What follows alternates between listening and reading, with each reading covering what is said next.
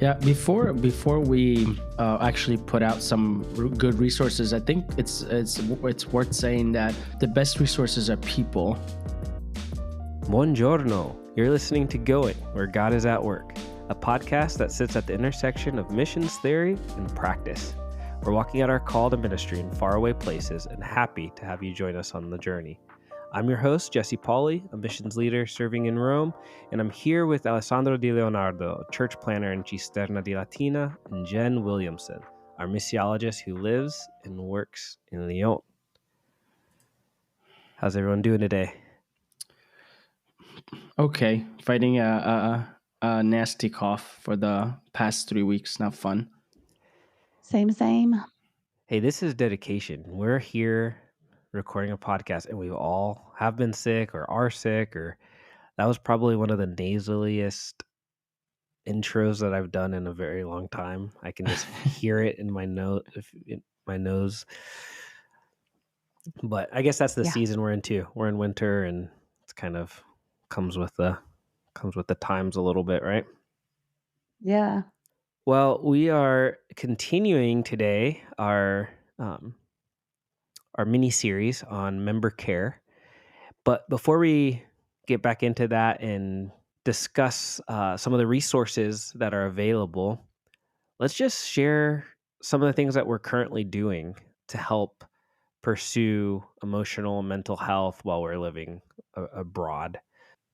Which actually, the more I think about it, that could probably, I mean, these things could be applied to people probably wherever they're at. But for some reason, when we move cross-culturally and live in a different country than our passport, you kind of have to pay even more attention, I feel like, to your mental health and emotional health. You're just a lot more exposed, I guess, in some ways. Yeah, I can tell you what I was doing, what I am doing, and what I wish I was doing. Oh, there you go. I like that. Yeah. I like that. Awesome. So I was really using exercising as really to help me be focused, and I've always enjoyed it. And so that when I'm in the groove, I really love it, especially when I was training to run a marathon. That was really great. Been really lazy for the past couple of months, and so I haven't been doing that.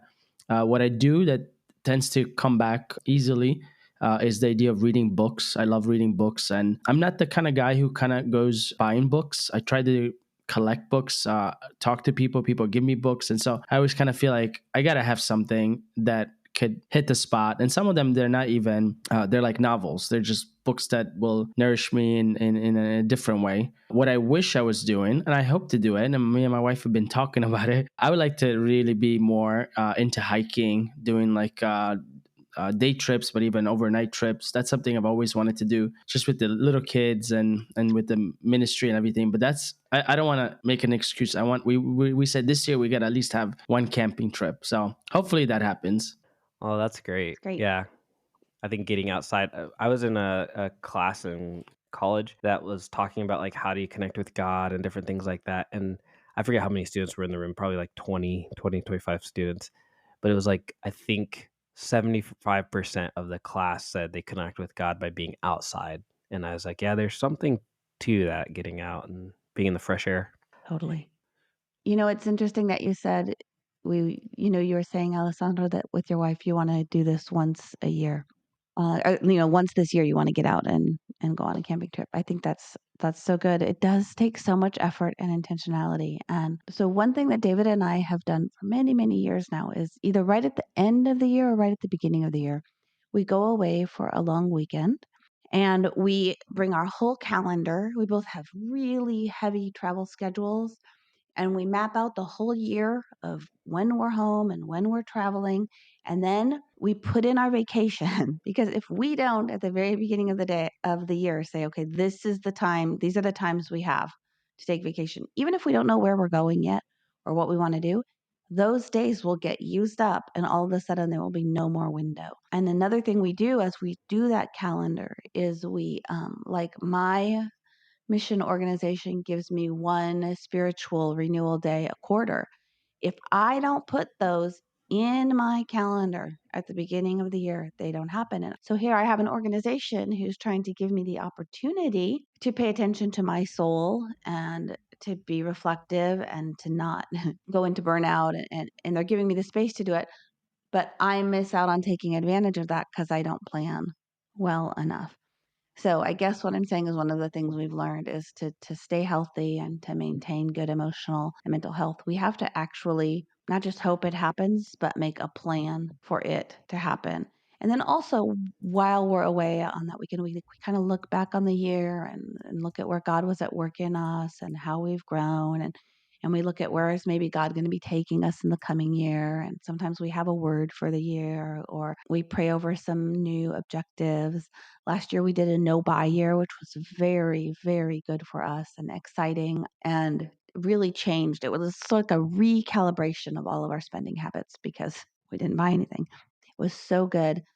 We're not doing the same thing this year, but it did make us think then what do we want to do budgetarily and financially and all of those. And like, even if you have the vacation days and you have the time, but then you don't have the budget, sometimes we can't take advantage of the opportunities. So that's where I think I'm learning for me, I have to be super intentional.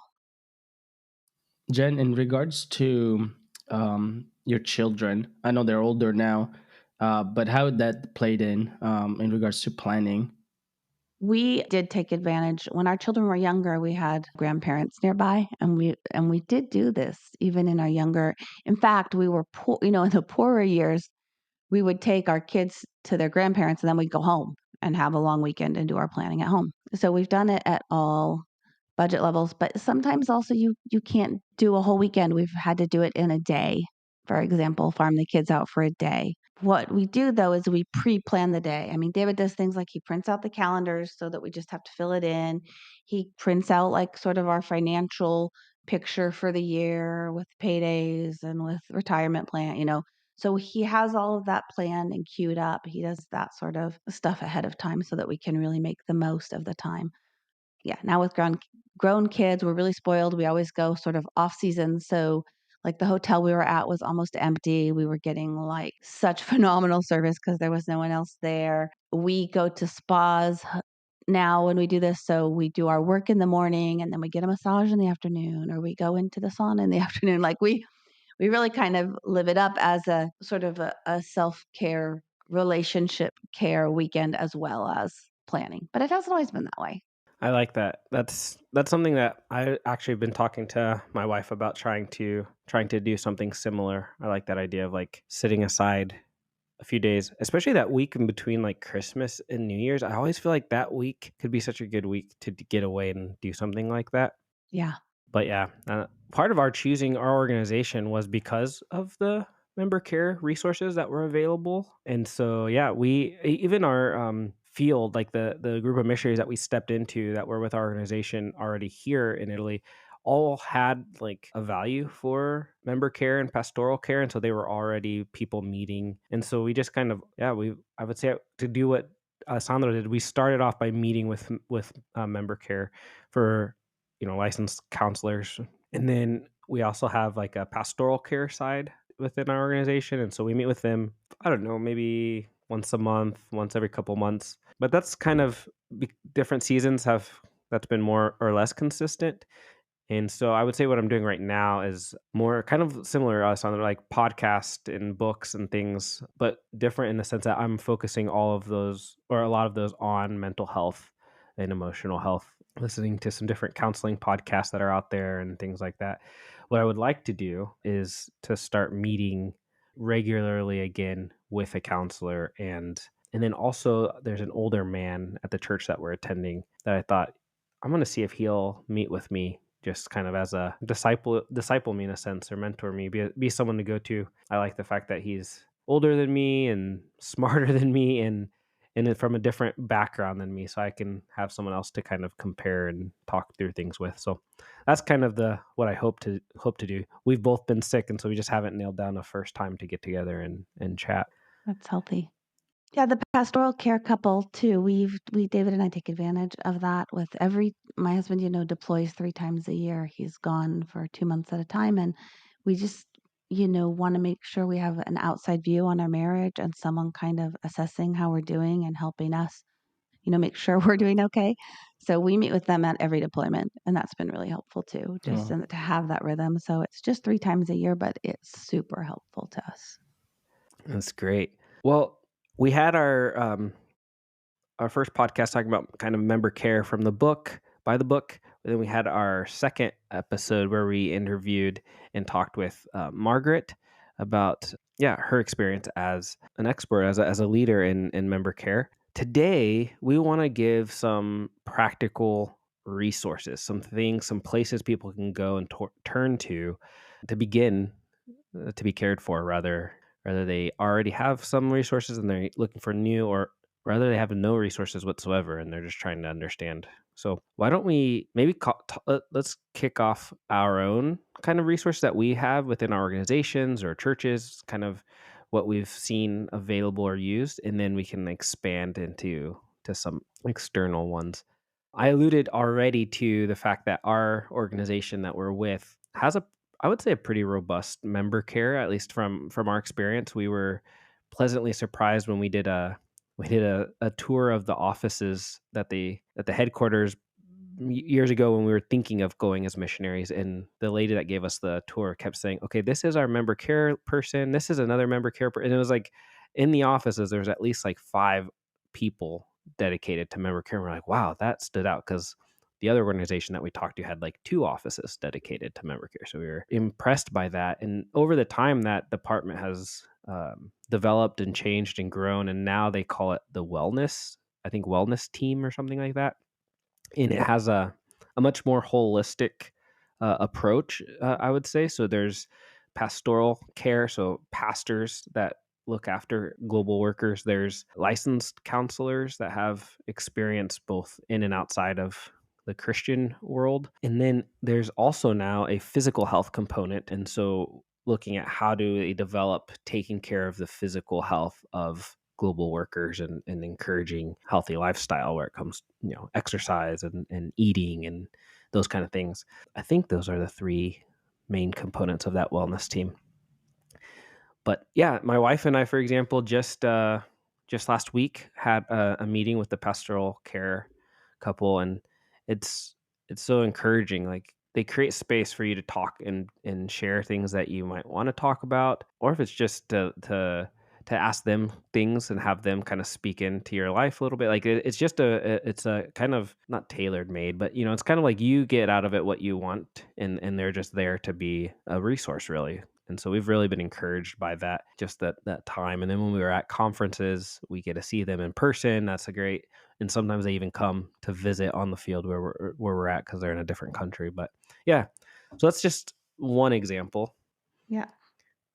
I think also, doesn't the wellness team, Jesse, have a spiritual life component? Did you say that?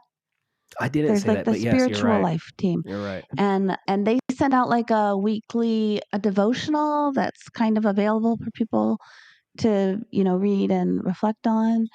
And then, yeah, They host anyways, retreats.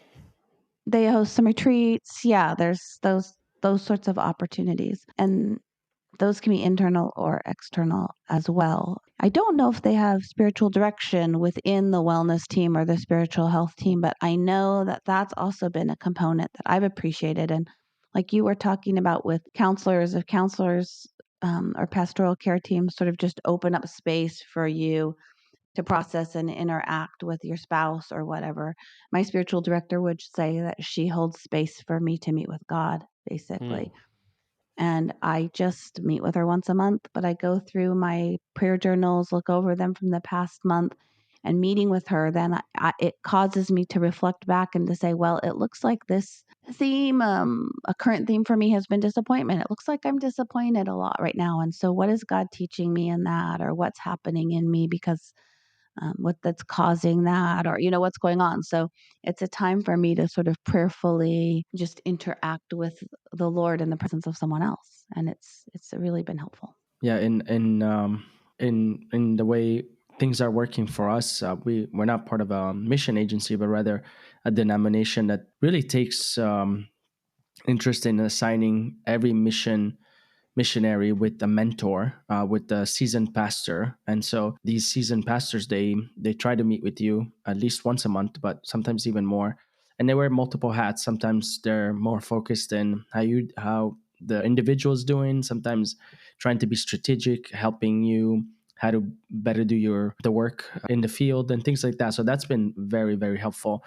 And sometimes I don't think that's true for, they're very relational, so they don't have like this is done by the books, we do it this way. In my case, I was fortunate that I know my wife needed this care as well, and so my mentor's wife meets with my wife, and so that was game changer. So just to have these regular meetings have been super helpful. So that's a resource that they provide. And then out of these meetings, if something was to come up, like for example, like oh, we're having marital issues, then they would connect me to someone who's a professional in marriage counseling or something along the lines. And so the resources then span out. But the fact to have one person to be able to connect and to know that I can talk about anything, that's been very helpful.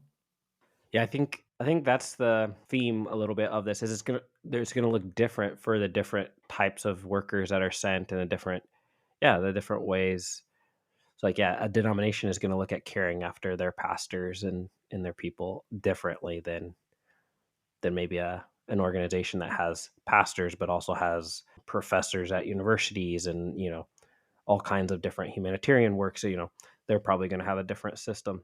And I think this is something I appreciate. I was thinking about this last night, actually. For those, most people listening to this podcast probably work in the Christian organization as missionaries, but some of them are supporters of missionaries and they work in a secular environment. And one of the things I have to say is really encouraging, having worked in both, and is that like there is that level of adaptability and flexibility, I feel like, when you're working with other believers. And so like to hear like your mentor's wife being willing to say, hey, I'll step in and meet with Allison, like that's, you wouldn't get that if you're working at a bank. It's not like the bank director's wife or husband is going to say, oh, I'll meet with your husband. And it's something about that relationship, that community that's built in the body of Christ. It's so encouraging and a part of caring for one another. Yeah, before we actually put out some good resources, I think it's worth saying that the best resources are people.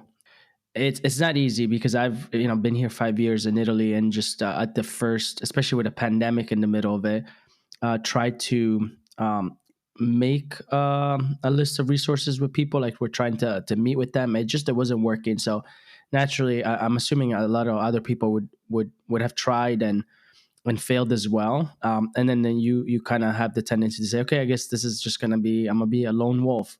I would encourage you to just keep trying. Today, I'm in such a good place. I have 3 people that I'm in different roles in their respective ministries that can help me so much.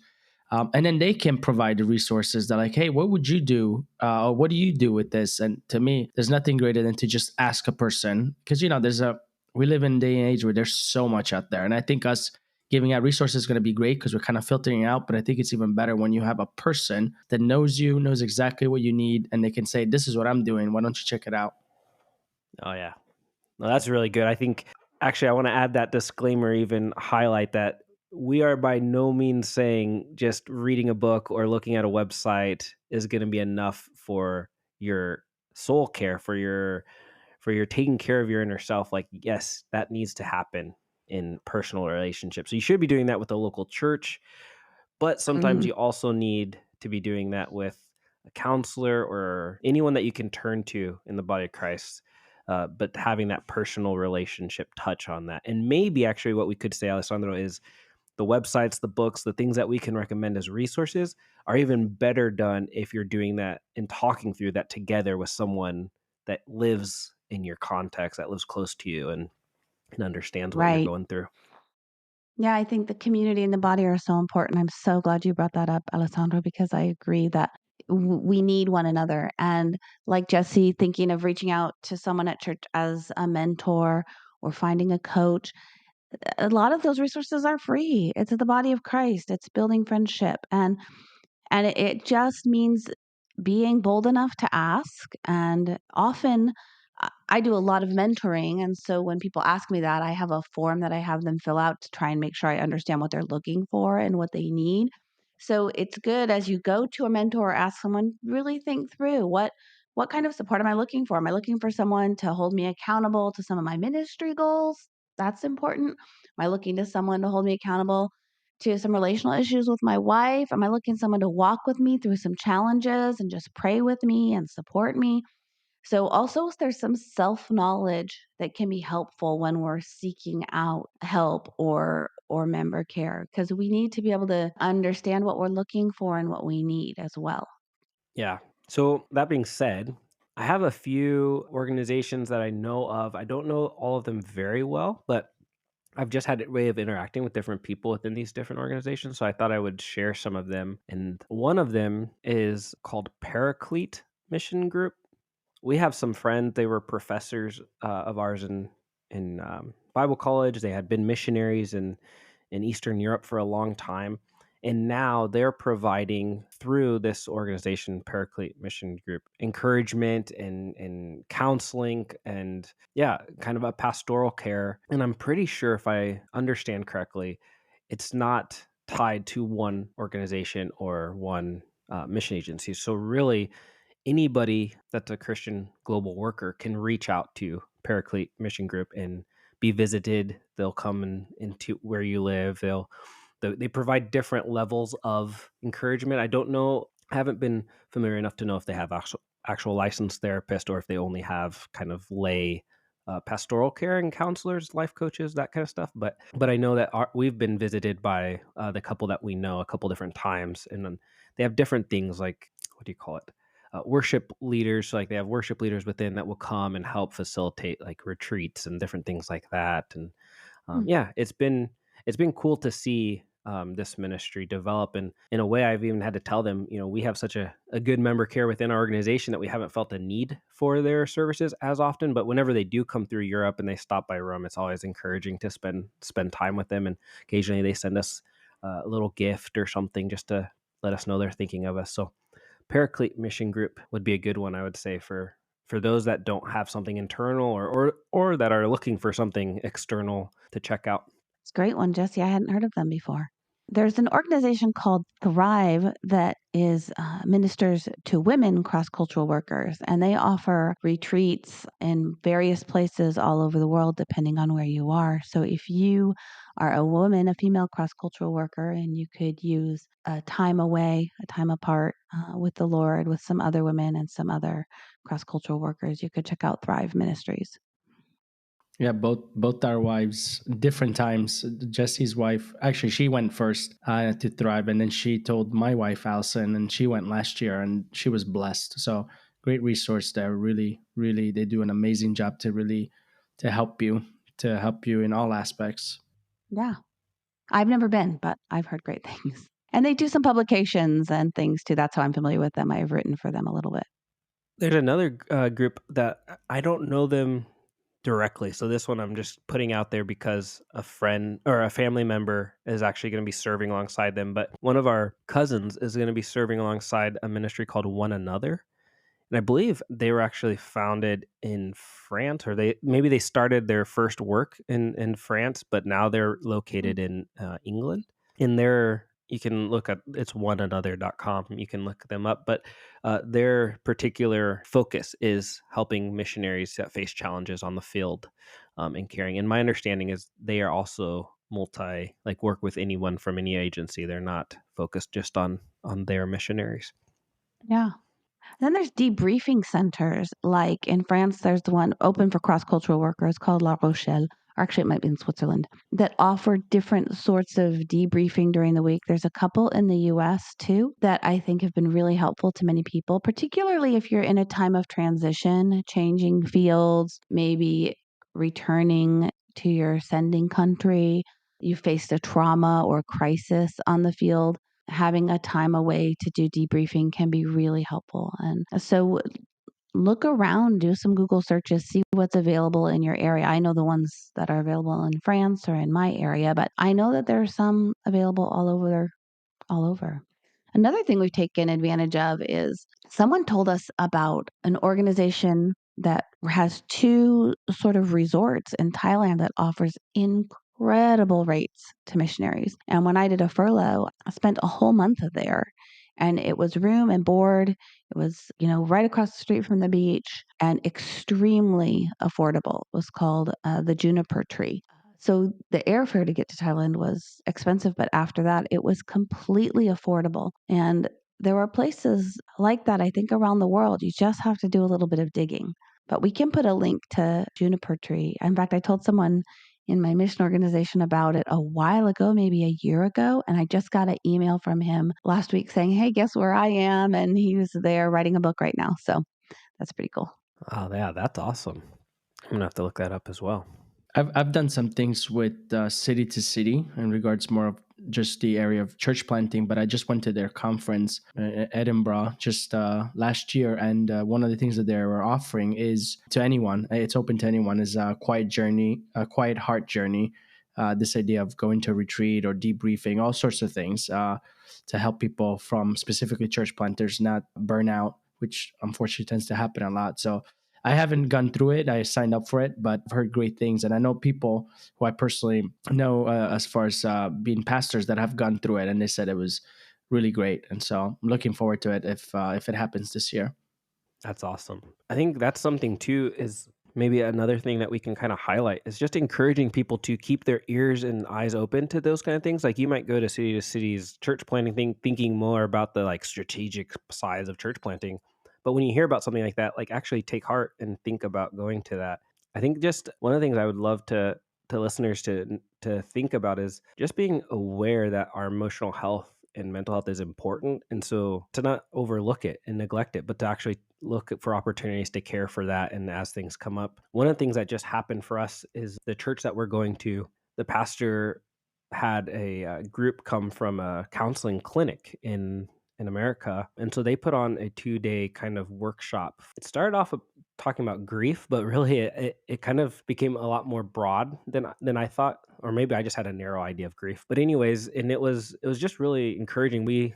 It was by invitation only, and there were some slots, and so he ended up inviting us, and so we got to partake in it, and it was helpful. It gave us some tools. I mean, you can only do so much in a day and a half, but they gave us some good tools, and it was just another opportunity to see like, okay, we need to be caring for our emotional health and our mental health. And so I'd encourage the listeners to just keep your eyes and ears open for those opportunities that might come your way. I don't want to put you on the spot too much, Alessandro, but because we're friends and I know kind of some of the stuff you're doing, I'm curious how, because you just went through a certification for mental coaching, right?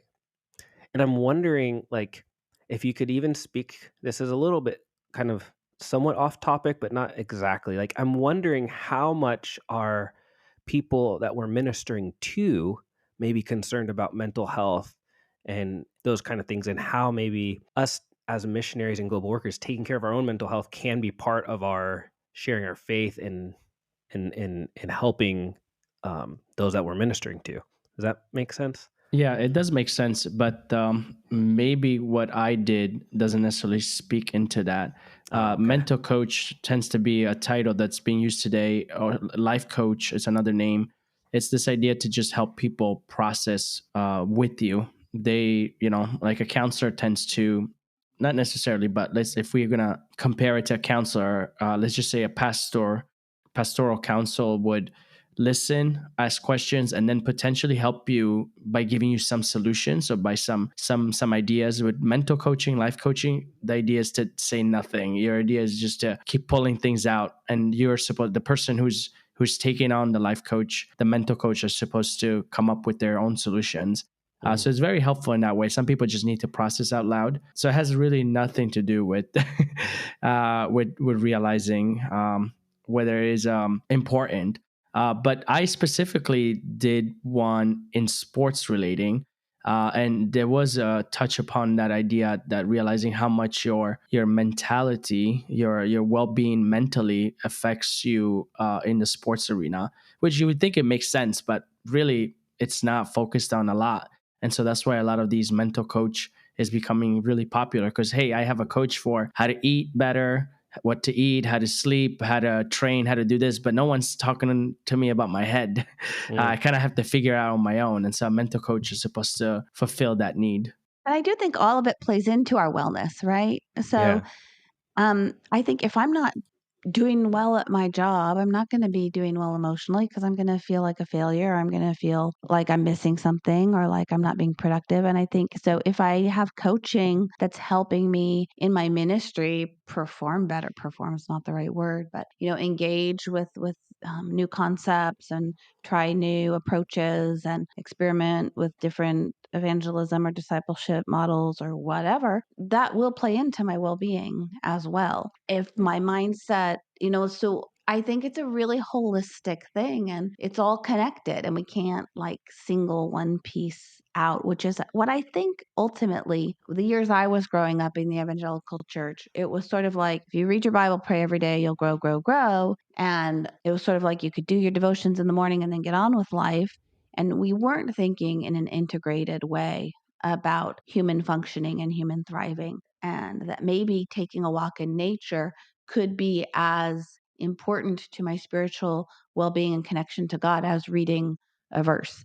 So I like how we are thinking much more holistically about this today. Yeah, and I think the more we're trying to reach the people around us, they're also thinking about that. Like they're thinking about how can I be healthier emotionally, how and so when we're taking care of ourselves, we're able to connect with other people who are also trying to take care of themselves in that way. And 100%. modeling, for those that aren't. But Yeah. I It's a remember bridge. People ask all the time about thriving or about, wow, you're so active. How do you do it all? And I can talk about Sabbath and how, well, what you don't see is the rest that I build into my week. exactly. Or, why do you care so much about your physical health? Well, there's a really spiritual reason for that for me. So I agree, Jesse. It becomes this great bridge and this great opportunity to talk about the life in abundance that Jesus came to give us, which is possible because of his work in us in all of these areas of our lives. Yeah, it really has a great effect, not only on our own well being, but also on the bridge, the connection that we can make to others. And what we're all here for at the end is to want to point the people around us to Jesus. And so what better way than to take care of ourselves and help them see how important it is to take care of yourself. And to last to last long in the field, because we could do a good job in 1 year, but then if that's it where we could have done 10 years or longer, I think that's important too. Yeah. Yeah, I heard a guy talk at a leadership part of the Mission Leaders Conference last year, and he was saying that when he was, I don't know, say late 20s, he got called in to go do some discipleship and church planting in this remote part of the world. I want to say like in the Himalayas. And he was the least experienced person on his team, the least qualified, but he was the only one who was physically capable of getting there and doing the work. And at that moment, he committed himself to maintaining to the best of his ability his physical health because he realized that the other missionaries on their team who were so much more qualified in these other areas disqualified themselves from certain work because they hadn't maintained their physical health. Wow, that's encouraging. I need to get back in the game. It's funny here in Italy. One of the things we say to missionaries that are coming is that they have to be able to. Someone had told me this, and now I see how true it is. If a missionary wants to come here in Italy, even for short term, like even for a week, they have to be able to walk so and so many miles. Just because there's a lot of walking when you're doing ministry here in Italy, and I'm sure in a lot of other parts of Europe. Yeah. Yeah, the physical component is definitely as important. Hey, before we sign off, I do want to mention the Soul Care Yes. website that Margaret shared. It's not just a website. There are resources available on the website, and I went through and took the assessment. There's even just a free assessment you can do where they'll just kind of tell you what your health level is. But there are also retreats and counsel. There's a lot available through the website. It's a portal and it's open to anyone. And I spent some time on that website this week and it's really good. There seems to be tons of resources. So I just want to make sure that we mention that as well. Yeah. No, that's a good one. I haven't had a chance to look it over, but I trust your assessment of it. So we've given lots of websites, lots of ideas to everybody. And like Alessandro had said earlier, all of these things are only so useful, but a personal relationship with somebody that can help guide you, walk with you, and talk with you, whether that's a professional or not a professional, and it's just a friend, those are so much more impactful, I would say, than some of these other resources that we're offering. But check out soulcare.com. If you need a counselor or need help, check out one of these others like One Another Ministries, Paraclete Mission Group, and just whatever you have internally in your own organizations. We all, as we shared, are using some form of member care in our own, and we hope that you will too, for your longevity and for the impact of your ministry. So thanks so much for tuning in to today's episode. We hope you enjoyed and found the conversation insightful. Your ministry is important, and we hope that you consider your time with us as an investment in your work. Don't forget to subscribe, leave a review, share the podcast with your friends. And until next time, keep going wherever Jesus leads.